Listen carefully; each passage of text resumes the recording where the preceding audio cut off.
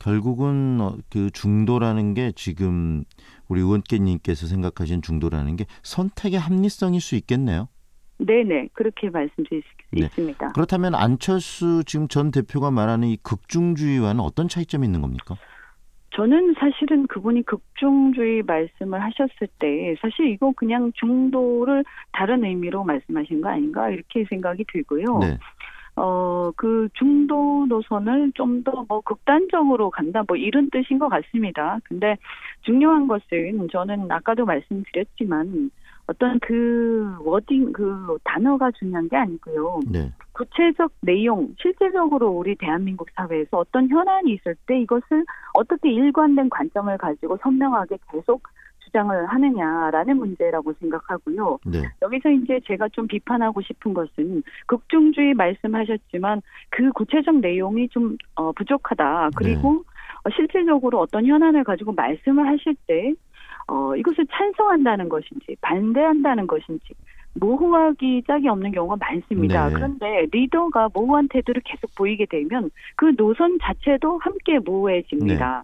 예, 이 부분은 제가 좀 더 이렇게 잘할 수 있다 이렇게 말씀드리겠습니다. 어떻게 보면 지금 국민의당의 정체성의 모호함이 바로 이런 리더들의 어떤 말, 표현의 모호함 때문에 더 이런 부분들이 가중된 측면도 있었겠네요. 네, 저는 그렇게 생각합니다. 네. 그리고 안철수 전 대표가 이야기할 때 이 극중주의를 표현하면서 김대중 전 대통령께서 IMF를 3년 만에 극복했을 때 그 노선과 같은 것이다라는 이야기를 하셨는데 그 워딩도 많은 사람들이 좀 혼란을 느끼고 있거든요. 그 부분에 대해서는 이현주 의원께서는 어떻게 판단하십니까? 뭐 김대중 대통령께서는 사실 굉장히 현실적인 분이셨고요.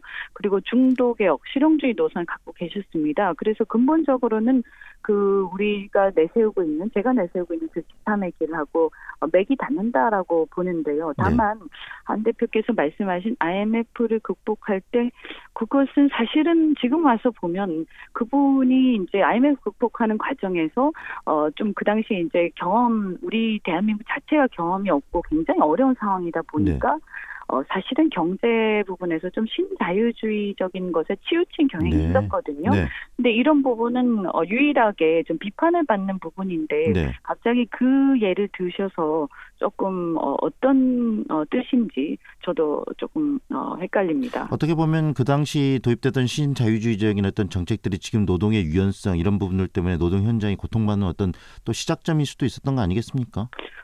그렇게 비판을 많이 받고요. 그래서 제가 생각하는 제3의 길은 예를 들어서 우리가 현실에서 노동의 유연성을 주장은 안 할 수가 없지만 그랬을 때 그렇다면 그냥 유연성만 주장할 게 아니라 유럽처럼 그러면 그 안전망이라든지 이런 것들이 함께 수반이 되어야 한다 이렇게 생각을 하고요.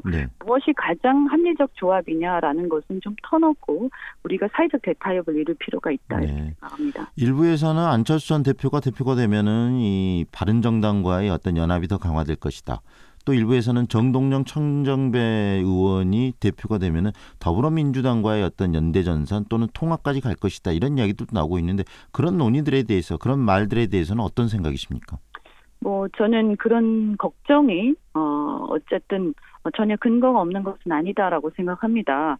그동안 그분들이 보여주신 어떤 그런 그 언행 때문에 그렇게 사람들이 생각한다 이렇게 보는데요. 저는 바른정당과의 문제에 대해서는 우선은 우리가 당 정체성부터 좀 확립하고 지금 보면 조직이 얼마나 부실했습니까? 이번 대선 때요. 그거부터 제대로 한 다음에 우리가 우리 중심을 가지고 연대 문제를 논할 수 있다 이렇게 생각하고요. 다만 이 어떤 제3세력 그리고 다당제의 유지와 정치 발전을 위해서는 필요한 제한적으로 우리가 당연히 그것은 연대를 모색할 수 있고 특히 이제 지방선거를 앞두고 시도별로 자율성 가지고 어느 정도는 해야 되는 게 아니다. 저는 그렇게 생각을 하고요. 민주당과의 문제에 대해서도 마찬가지입니다. 개헌이라든가 정치개혁 위해서는 당연히 손잡을 수 있다. 그러나 우리가 이 다당제와 어떤 합의제 민주주의 그리고 제3세력의 존재 가치 아까 중도 노선 말씀드렸지만 이것이야말로 대한민국의 문제를 모순을 제대로 해결할 수 있는 노선인데도 불구하고 이것을 쉽게 우리가 정치적 생존을 위해서 민주당하고 연대나 통합을 했을 때 그럼 다시 양당제로 복귀되고 정치가 다시 퇴보하게 되는데 그건 네. 우리 역사적 사명을 망각한 것이다. 이렇게 생각합니다. 네. 그리고 이런 대표 지금 선출 과정에서 그 탈호남 논쟁이 이야기가 나오고 있는데요. 의원님께서는 어떠신가요? 이 국민의당 국회의원들의 많은 다수가 지금 호남 출신들이신데 호남과의 관계 설정 어떻게 하는 것이 국민의당의 어떤 발전과 미래를 위해서 적절하다고 보십니까? 호남과의 관계에 대해서는요.